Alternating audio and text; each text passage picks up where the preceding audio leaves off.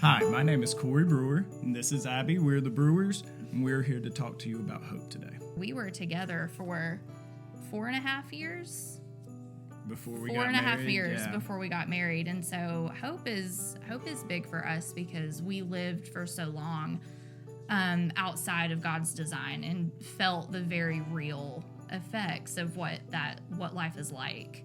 We started attending church regularly again, and then probably, I guess it was 6 months after that, we found out we were pregnant with Jonah, and that it was unexpected, and it wasn't, at least for me, I knew that it wasn't the end of the world, but it was still the amount, yeah, it was,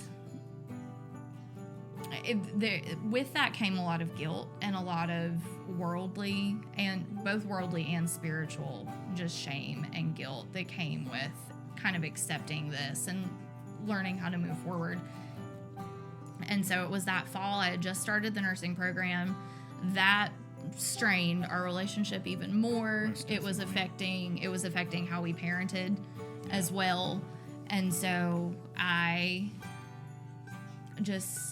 we had a conversation, and I said, look, we can do this God's way, and we can do the one thing that we've never done and never fully committed to, or we can continue to be stuck, and we can make other arrangements because this isn't working anymore. Yeah. And so that's kind of where that little beacon of hope kind of came back in, and we decided that God was going to be our hope and that we were going to do this His way. We first moved down here, we did go to a bunch of different churches, and there was 3 or 4 of them that, could have been potentially our church, but we just didn't feel welcome. We didn't feel like we had a place there.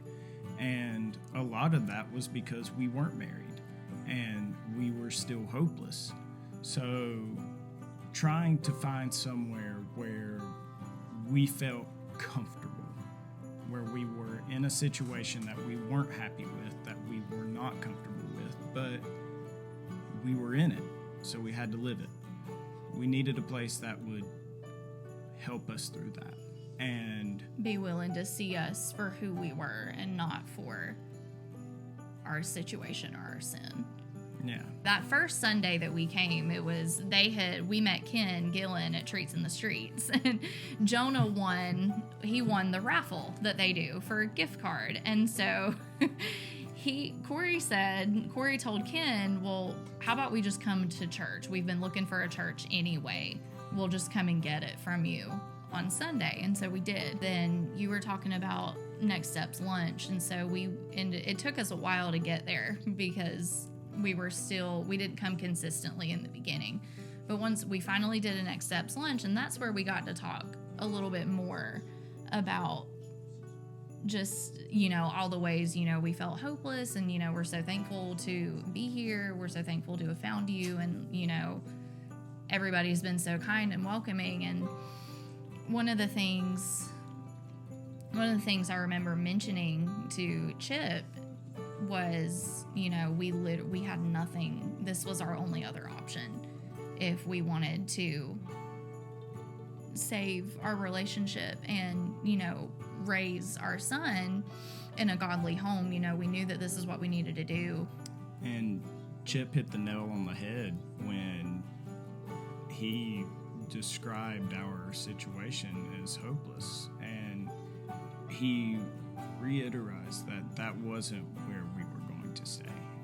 Meeting Pastor Chip one day at Jessica's, and I remember discussing how we were going to go about it, and Chip was very thoughtful and gave us a couple of plans, and we come to church the next week, and he's telling us he's found a place for us to get married.